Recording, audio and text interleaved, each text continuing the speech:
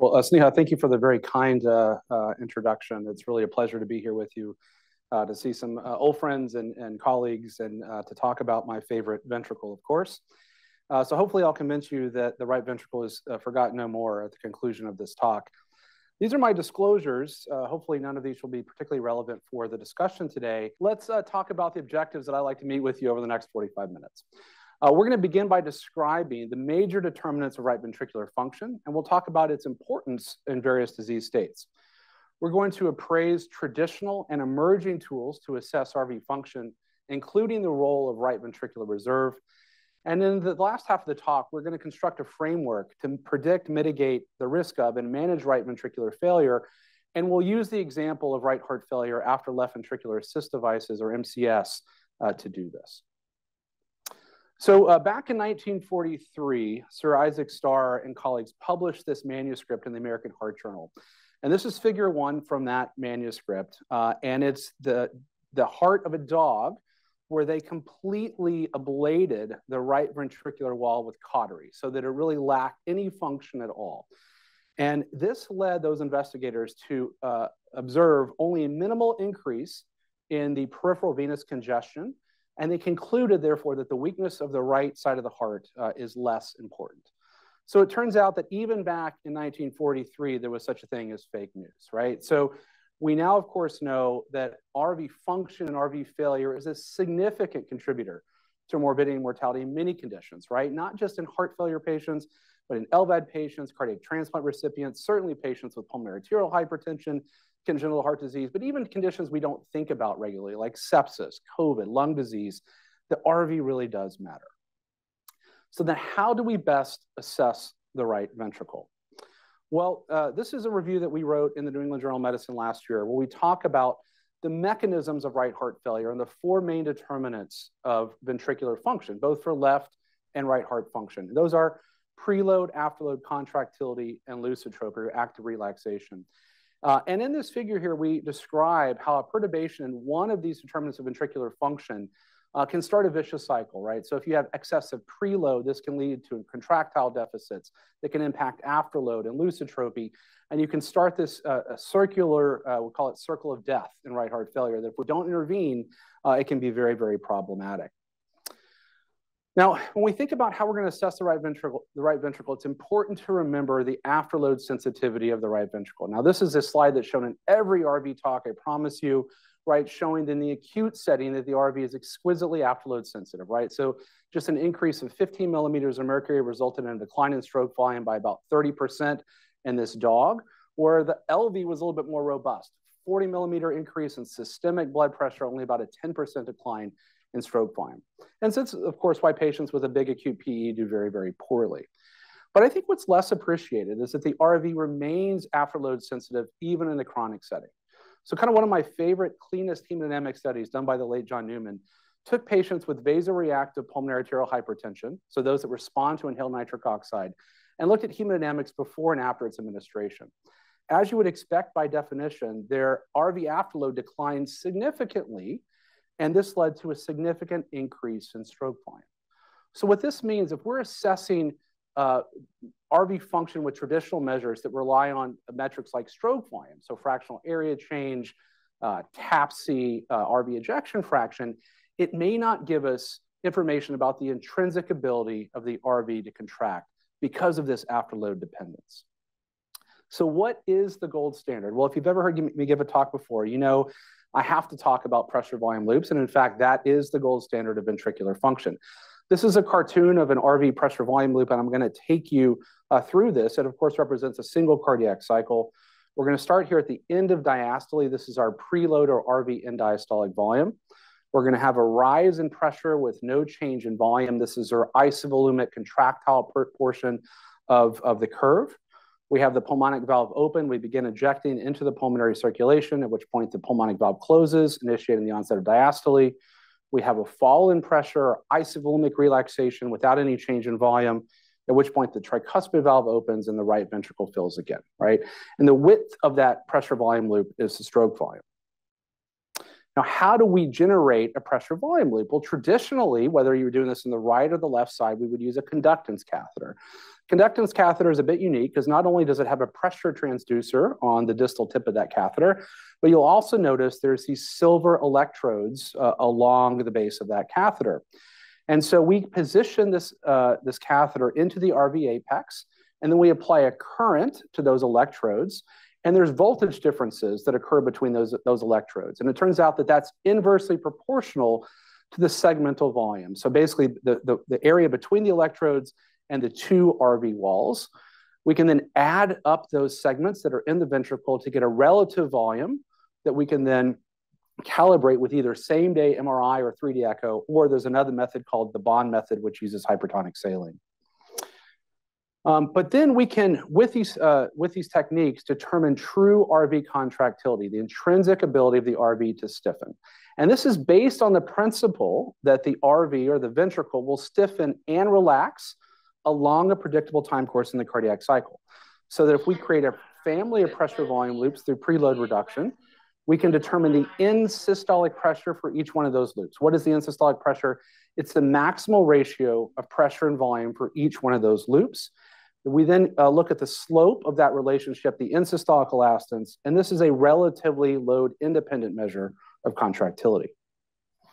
So how do we achieve preload reduction? Well, traditionally, this is through IVC balloon occlusion, but we can also do this less invasively. One of the ways that we've done this is through the Valsalva maneuver. We know during phase 2 of the Valsalva maneuver, we see a significant decline in preload, and we've shown actually a nice correlation between IVC balloon occlusion, preload reduction, and Valsalva. We can also sometimes just press externally on the IVC, and as long as somebody's not markedly volume overloaded, we can see nice preload reductions to develop these pressure volume relations. Right. Now we can also look at afterload on the pressure volume loop, and it turns out that if we summed up the pressures throughout ejection, this would be a good estimate of afterload. And so therefore, if we take the end systolic pressessure and we divide it by the stroke volume, this gives us the effective arterial elastance. What is this? This is a lumped parameter of afterload that accounts for both resistive, so pulmonary vascular resistance, as well as the effects of pulsatility on right ventricular afterload, or so-called pulsatile afterload. We can then look at the ratio of elastances to determine coupling between the right ventricle and the pulmonary circulation, so-called RVPA coupling, the gold standard for ventricular function assessment. So to my knowledge, the first pressure volume loop ever performed was done in the basement of Johns Hopkins back in 1979 by Lowell Mann and Mike Weisfeld. You'll notice the pressure volume here loop looks a little bit different, right? It's much more triangular. And this is because these were normotensive dogs, right? So they were ejecting into a very low impedance circuit, which was a normal pulmonary circulation.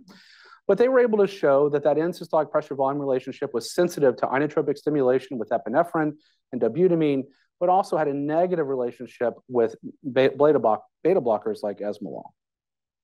So this is a patient that we actually performed these in with pulmonary hypertension.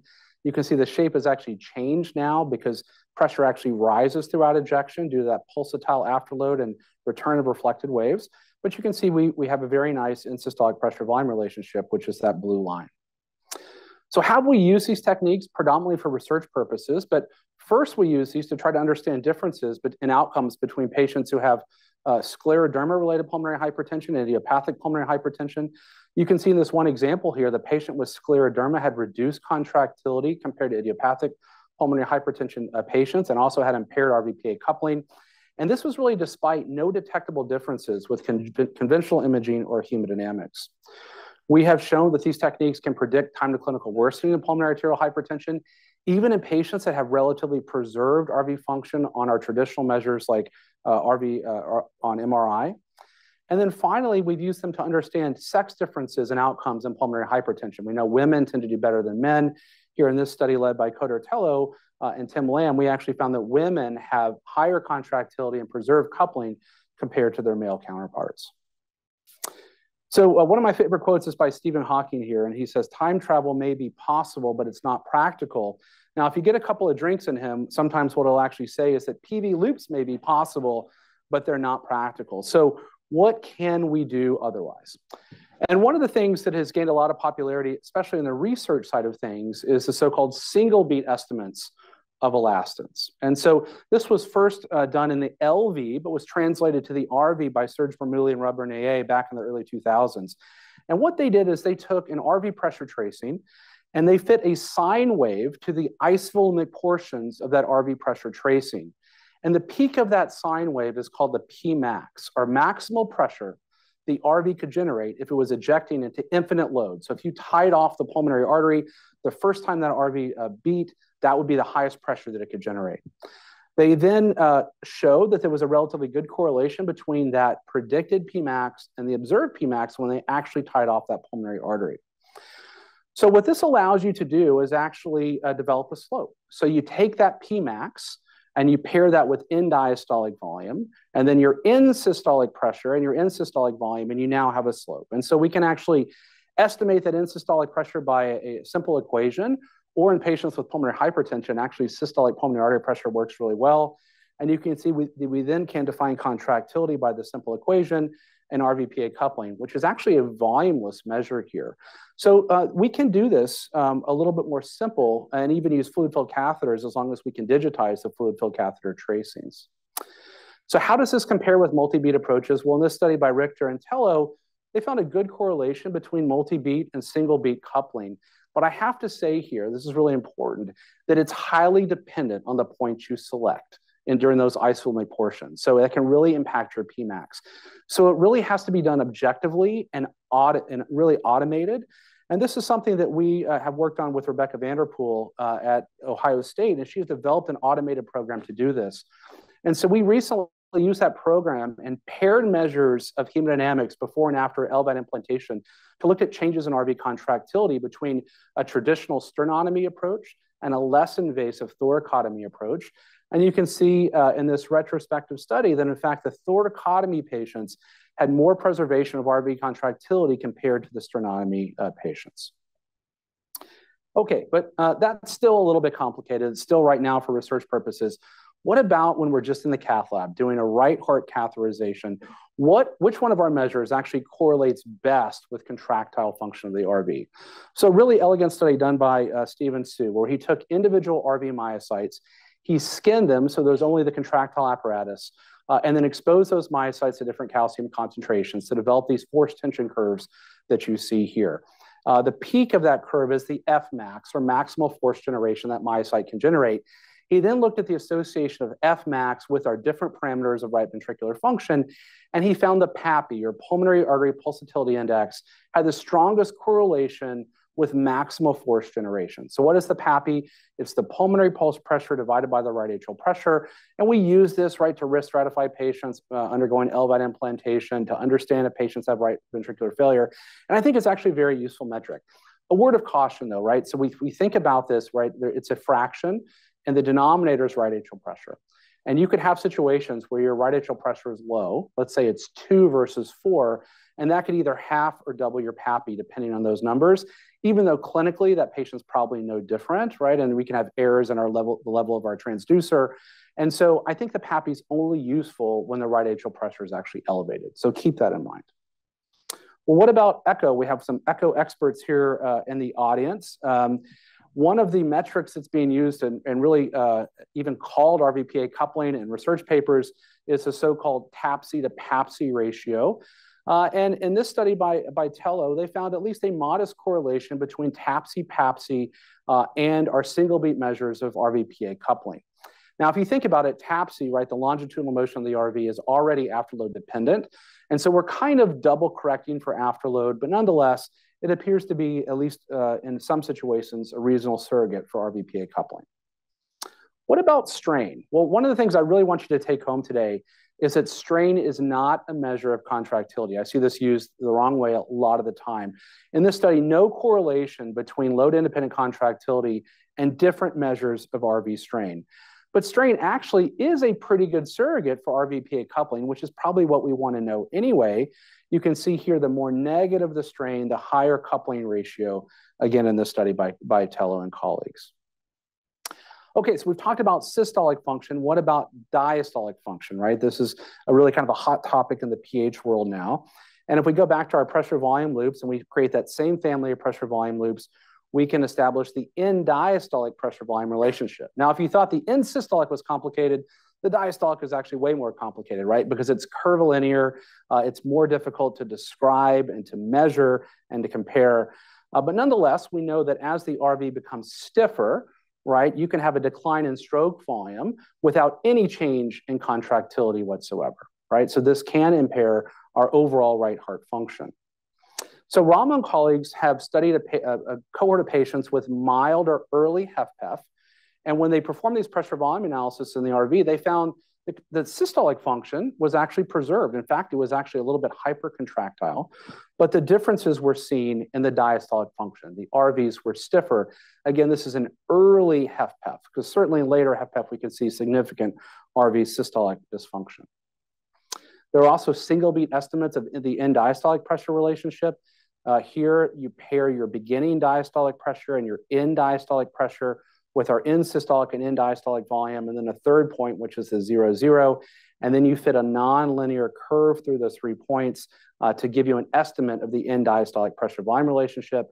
And just out this year, again, from the group in Gießen, a study that looked at the S prime, so the tricuspid velocity divided by the right atrial area index, as a surrogate for RV diastolic function. So this really needs more validation, but I do think we'll see more and more of these metrics coming.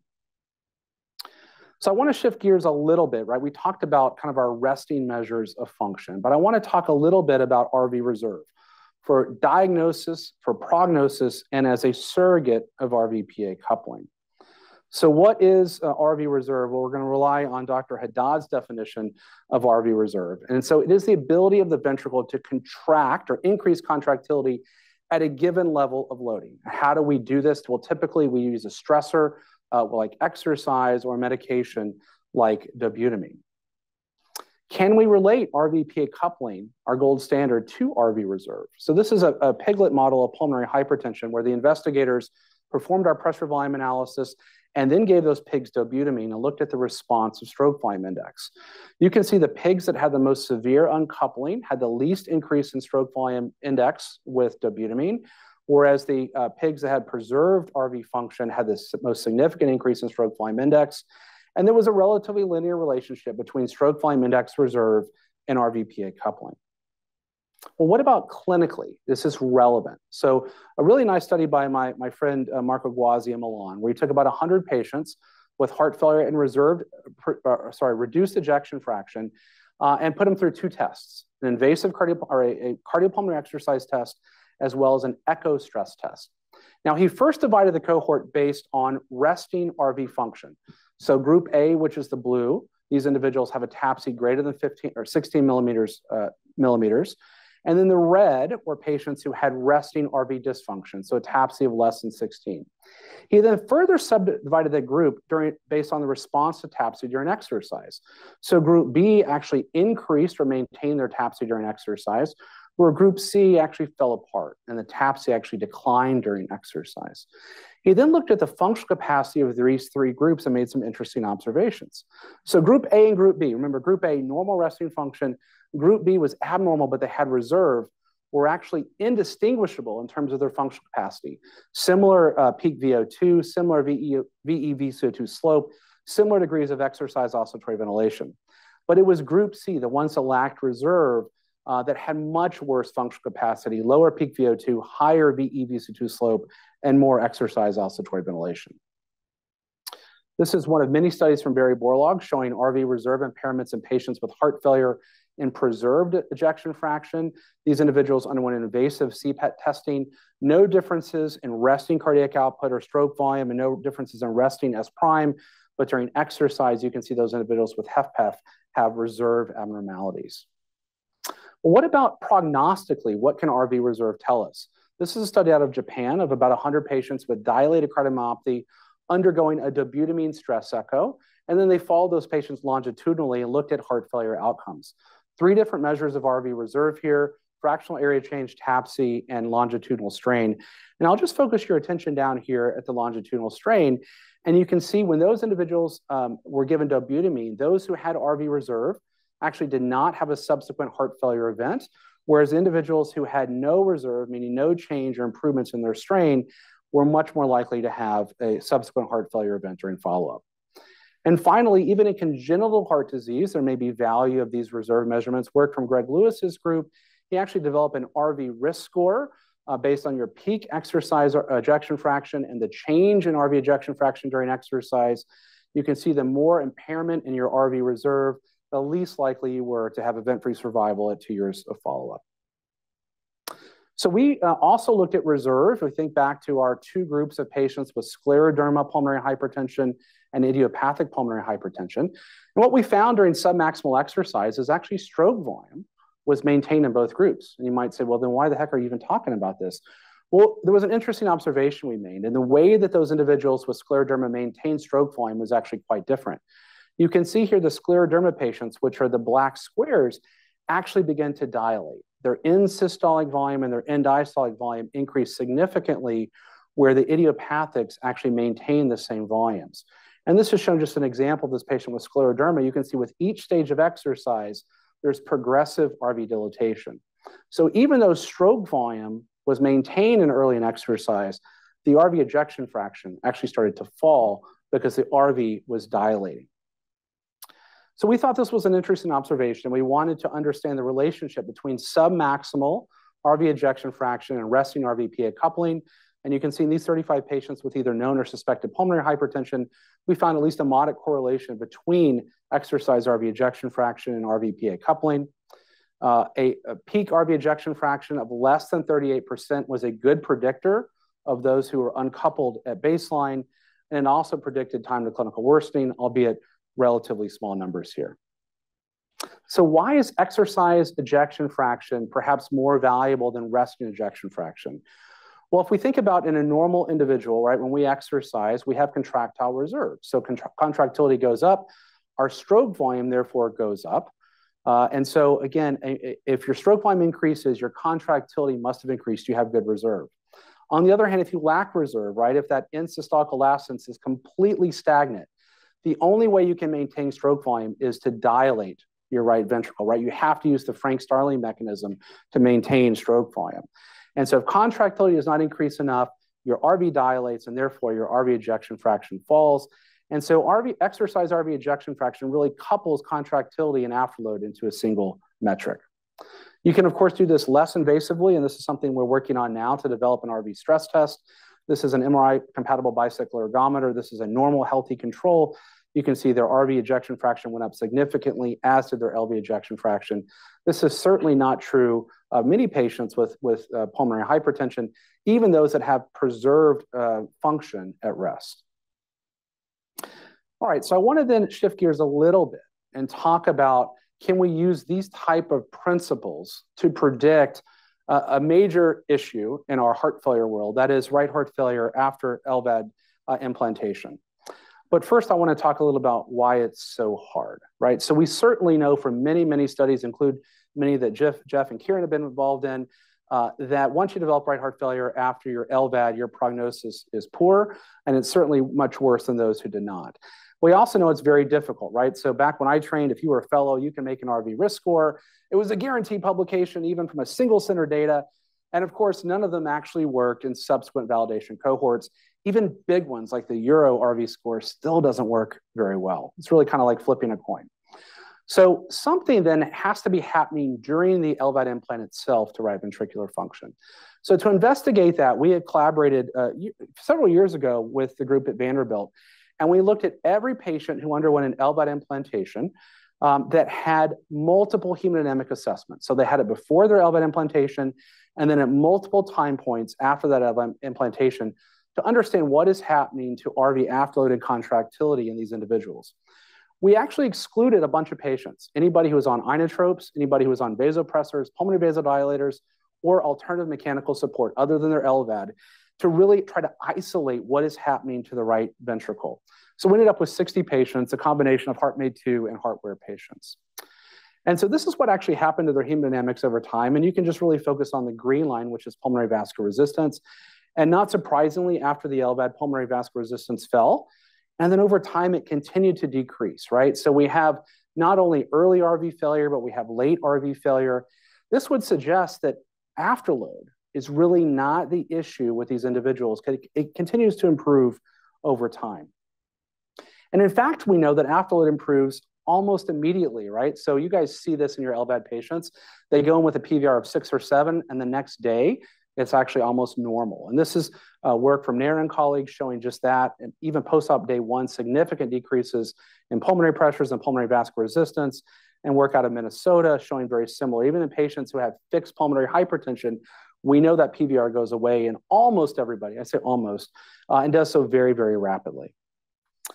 But what does change is the relationship between RV contractile function and RV afterload. So this is work from that same study, now using the wedge to RA pressure to wedge ratio as our surrogate of RV function, and effective arterial elastance as load. You can see with implantation, we have a significant increase in this relationship. So you have a higher RA pressure to wedge ratio for a given afterload. Now, the RA pressure to wedge ratio improves as your afterload declines over time, but you can see that relationship is much steeper. This suggests that there's an increase in RV afterload sensitivity, or essentially a decline in RV contractile function with the LVAD implant itself. So what the heck is happening to RV contractility? Well, to answer that question, I want to talk a little bit about anatomy, right? So this is the Torrent-Guasp helical model of the heart, and it suggests that the heart is composed of 2 interconnected loops, a basal loop and an apical loop. The basal loop is primarily composed of fibers that move in a transverse orientation or circumferential orientation, and this comprises the RV free wall, where the apical loop has 2 limbs, an ascending and descending limb, and it actually forms a helix that allows for twisting and ejection into high afterload circuits. And this helix and these oblique muscle orientations compose the RV and LV septum. So it turns out that if you take a sarcomere from the heart and you stimulate it, it only shortens by about 15%. So if our heart was made of circumferential fibers, our ejection fraction would only be about 30%. But in fact, it's this helix that forms and this spiraling and twisting of those oblique fiber oriented muscles that allow for the ejection fraction to be 60 to 65%. Those are the fibers that are in the ventricular septum. This means that the lion's share of ventricular function is actually in that septum. The free wall is actually much less relevant, at least in most states. And in fact, in normal individuals, this is work from Paul Forfia, he estimated that the longitudinal shortening from that septum accounts for almost 80% of total ventricular function. So what is happening to septal function when we go to the operating room, when we put in an LVAD, when we have CABG? Well, this is just work from 9 CABG patients, but shows at the time of pericardial incision, there's a significant decline in RV septal function, here defined by pulse wave tissue Doppler, suggesting that the loss of pericardial integrity may have an impact on septal function. Well, what if you go to cardiac surgery, but you keep the pericardium intact? Again, one of, I think, a really nice study comparing 4 different groups here: normal individuals, patients who underwent a heart transplant, CABG surgery, and then lung transplant, where the pericardium is intact, but you still undergo a major operation. And the investigators looked at the ratio of CAPSI, so longitudinal motion, to overall fractional area change. And you can see that when you compare the heart transplant and CABG to normals, there's a significant decline in that longitudinal motion, where the lung transplant patients, where you maintain that pericardial integrity, you actually preserve that longitudinal motion. So this may suggest that pericardial insult worsens RV longitudinal function. But there's other things to consider, right? So I talked previously about the role of cardiac twist and its importance to be able to eject into a high afterload circuit. The pericardium certainly plays a role in that twist. This is a dog experiment where you can see the amount of LV twist that occurs declined after a pericardial incision. But importantly, if you could repair that, if you could reapproximate the pericardium, some of that LV twist comes back. And so this has potential important implications for what we do in the OR for these patients. So is LV twist impacted by LVAD implantation? This is work from Nair Uriel, which shows just that. Right after your LVAD implantation, the amount of LV twist goes down. Now, whether this is all the loss of pericardial integrity, or if you think about it, the anchoring of the left ventricular assist device at the apex of the LV that may account for some of that loss of twist. But this is directly impacting right ventricular function. Okay, so here the doctor is saying to the patient, your left ventricle does not know what your right ventricle is doing. And the doctor here, of course, is absolutely right. But the inverse of that, of course, is not true. The right ventricle always knows what the left ventricle is doing. Again, another classic experiment, a really beautiful one, where they electrically isolated the right and left side of the heart. So if you depolarize in the LV, there's no depolarization that's occurring in the RV whatsoever, and vice versa. So the investigators pace in the LV, and as you would expect, there's significant LV contractility, LV pressure generation, but you also see there's right ventricular pressure generation and significant flow in the pulmonary artery. Again, despite no depolarization, the RV myocytes are actually doing nothing here. It's only due to LV contractile function. But when you pace in the RV, the LV does not care, right? There's nothing going on here in the LV pressure tracing.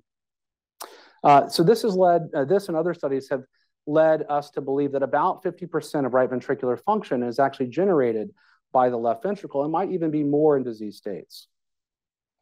So what happens when we put an LVAD in? Well, we're unloading the LV. And in this study of chronic RV overload, when they unloaded the LV, obviously there's a decline in LV preload. By the Frank-Starling mechanism, we're going to see a decline in LV contractility, but you also are going to have septal deformation. And they saw a significant decline in RV function as you unload the LV, right? So if you're running your LVAD too fast, this is going to worsen right ventricular contractile function. So we actually put all these thoughts together in this perspective with Dr. Mehra and Dr. Shaw a couple of years ago, where we talk about all the things that impact RV function that happen in the OR and happen after the OR. So this is one of the reasons it's so difficult to predict who's going to have a failing RV when you go in for LVAD implantation. But I do think there are some possibilities. I first want to show you this work by my friend Paul Scheel, who performed pressure volume analysis in LVAD patients, and this was published just in the last year. And as you would expect from what I just told you, RV contractile function was lower in LVAD patients compared to reference individuals, and coupling was lower. But I think the most important part of the study is that when you looked at the patients with the most severe RV dysfunction, the lowest coupling ratio, as you sped those patients up, RV contractility and RV coupling declined, right? So if we have somebody who's really struggling with RV failure, speeding up the pump is typically not going to be the answer, assuming that we've adequately unloaded the left ventricle. So could we leverage these ideas of reserve to better risk stratify patients undergoing an LVAD implantation? But I think we have to think about reserve a little bit differently, right? So when you have your patients waiting an MCS device in the ICU, the issue is they're already on WME, right? They can't exercise. So how the heck are we going to assess reserve? Well, one of the ways that we could do this perhaps is to reproduce what's going to happen with the durable left ventricular assist device. So we could either pharmacologically or mechanically unload the LV and look at the RV response. And so, for example, nitroprusside, right? One of my favorite medications, a very potent systemic vasodilator, allows us to pharmacologically unload the LV, and we can actually look at the RV response when we do this to understand, is there enough reserve to handle this left ventricular assist device? So these are now LV pressure volume loops of a patient with heart failure and reduced ejection fraction. They have reduced contractility, very high afterload, the perfect patient to receive nitroprusside, right? So when we do give this individual nitroprusside, afterload declines. Our systemic blood pressure doesn't decline very much, right? Because of the shallowness of that contractile, of the contractility. And what happens? Well, in most individuals, stroke volume increases significantly. But it only does so if we can maintain LV preload, if we can maintain LV end diastolic volume. So if the RV can actually fill the LV when it's unloaded. On the other hand, if we have a patient without the ability to do that, if we lower afterload, stroke volume augmentation is going to be reduced, again, because the RV cannot fill the LV. And so we wanted to look at this idea, did so in a multi-center but retrospective study, and found, in fact, the peak stroke volume index, so the stroke volume index that you could achieve with nitroprusside, with LV unloading, was the best and, in fact, only predictor of who subsequently developed RV failure after a mechanical circulatory support device. And in fact, if your stroke volume index was above 22.1, the likelihood of developing right heart failure was quite low. Now, certainly, this is not perfect, but I think it does help us risk stratify patients for shared decision-making discussions and perhaps then looking at strategies to mitigate the risk of right heart failure in individuals at high risk. After we published that the next week, a very similar study came out showing just the same. This was done in Europe, showing less increase in stroke volume index in patients who developed right heart failure, but they extended it by also looking at PAPI, the metric I described for you earlier. Here, when given nitroprusside, the patients who did not develop right heart failure had significant increases in their PAPI compared to those who had right heart failure, where you can see there was no change. So let's say we have an individual who we think is high risk, right? What can we do? Well, I alluded to this earlier, but one possibility is a less invasive implant approach strategy, right? Perhaps preservation of that pericardium, perhaps less bleeding. There's certainly a learning curve to this strategy, and so it's not for the faint of heart. But at least in this study, in 5 high-volume centers that are used to doing thoracotomy approaches, we found that the less invasive strategy was associated with less RV failure, even in the propensity-matched cohort. So perhaps something we could consider in these individuals. So in the last couple minutes, I just want to give you a construct for how we're going to deal with really treating somebody who's struggling with RV failure in our ICU. And of course, it's not so easy. We don't have an easy button. But if we think about those determinants of ventricular function, preload, afterload, and contractility, we have a strategy to tackle this, right? So preload optimization. If we think back 30 years ago, what did we do to patients who had right heart failure? We gave them fluid, right? So that was clearly the wrong thing, right? So we know that that's not what we need to do now. And how do we optimize preload? Well, commonly with loop diuretics, sometimes with thiazide diuretics. I will tell you that we're very aggressive in our LVAD patients coming out of the OR. If they're volume overloaded, we'll put them on ultrafiltration to try to normalize that RV preload. Again, Dr. Haddad taught us that if your RV is volume overloaded, that septum is going to become flattened, and that RV is going to be dysfunctional. Again, the septum being the lion's share of ventricular function. We also know that the RV is reserve is impaired in RVs that are volume overloaded. So when we give these patients dobutamine or epinephrine, they're not going to respond as well. So you might have somebody coming out on rocket fuel, and you're not going to be able to wean those inotropes or even adequately support them unless the RV volume is under control.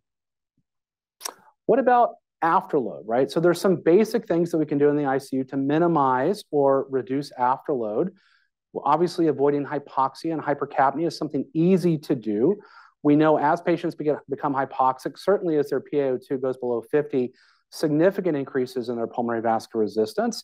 And as they become hypercarbic, you can see it's a graded response. So the more acidotic they are, the higher the PVR. So these are things that we can change in those individuals. Reducing atelectasis. These patients, if they're on ventilators, can have a lot of atelectasis. We can do recruitment maneuvers to try to minimize that. We know atelectasis increases pulmonary vascular resistance.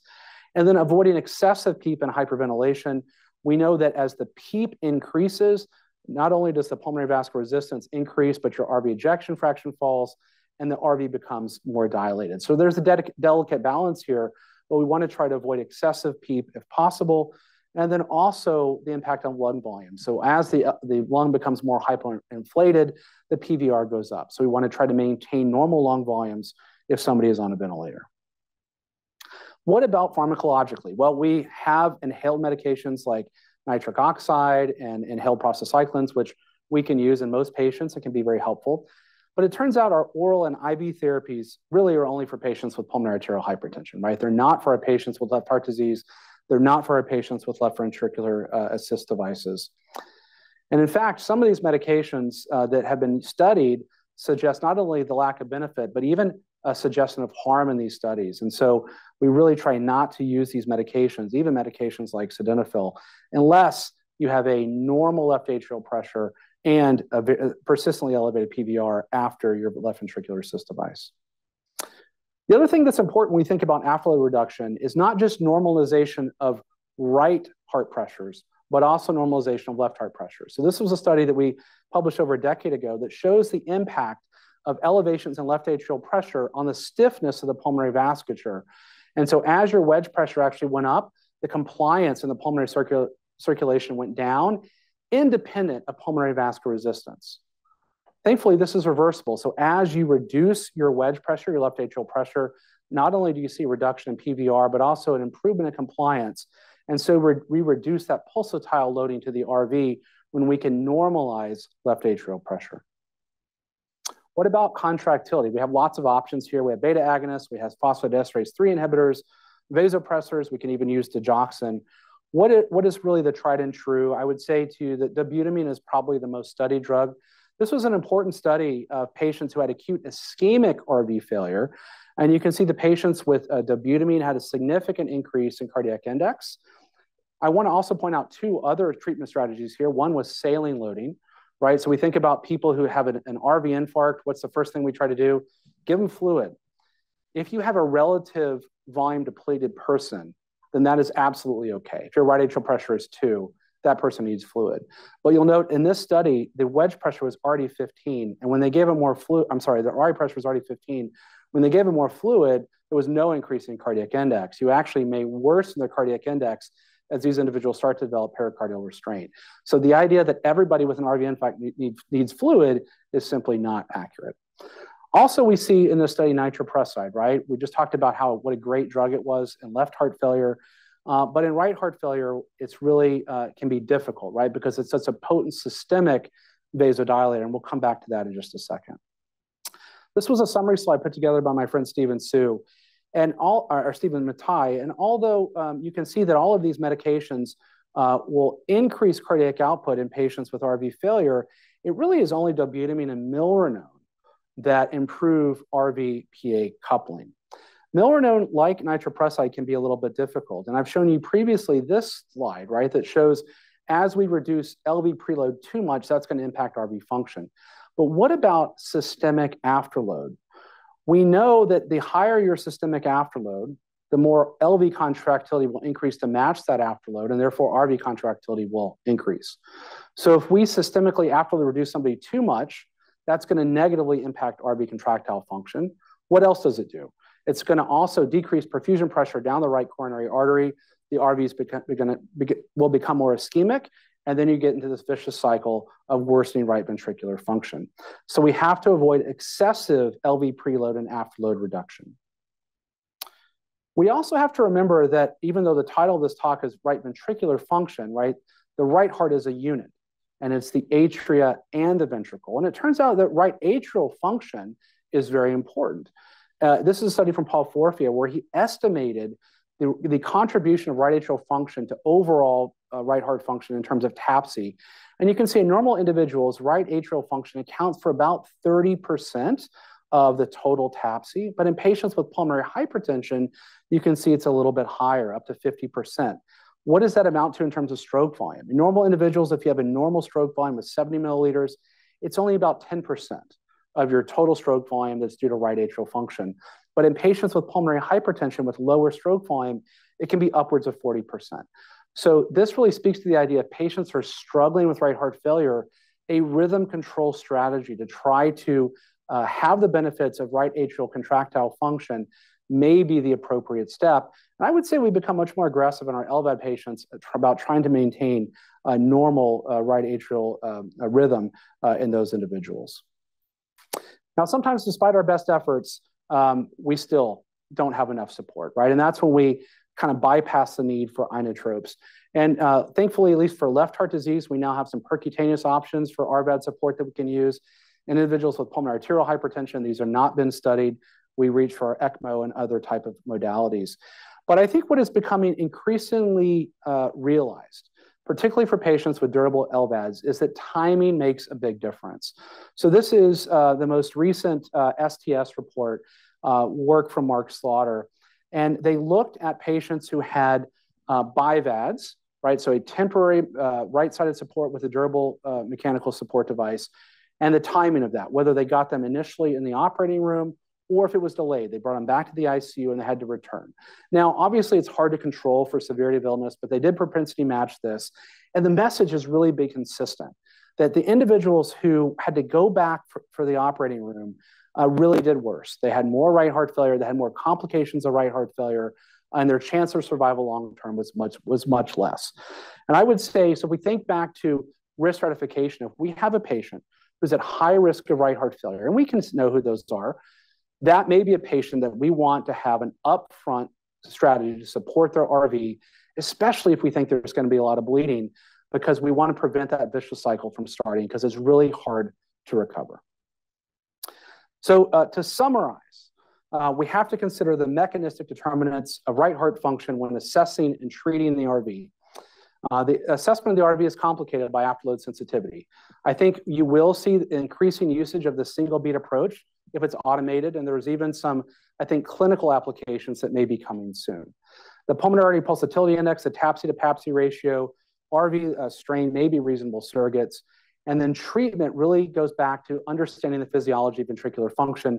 We optimize preload, afterload reduction, increase in contractility, consider rhythm control, and or support devices if appropriate.